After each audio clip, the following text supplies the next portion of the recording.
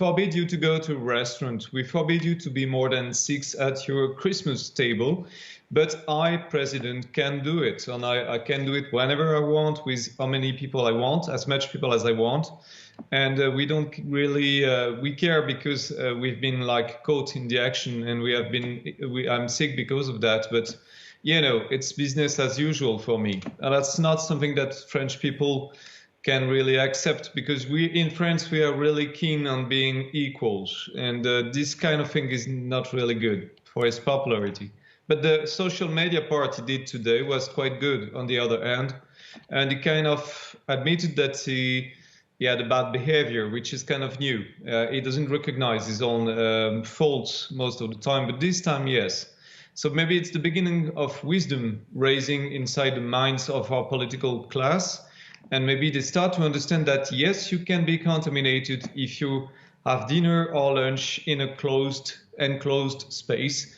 And even if you are at 3 meters of your most immediate neighbor, it's like non-important, because you are in the closed space. And if you are in a closed space, you will get contaminated anyway. So maybe they will start to understand that. It's time. After 9 months into this contagion business, it's time that they understand that point. Okay, so there'll be a positive effect in that this will serve as a cautionary tale for everyone, Gregory Viscusi, that it's not great when you have a family gathering of lots of people. Just a reminder of the rules. It's the government wants it to be 6 adults maximum on Christmas Eve, because in France it's Christmas Eve, the big night when you have the dinner. Do you agree with Philippe that this could maybe do lasting damage to Macron?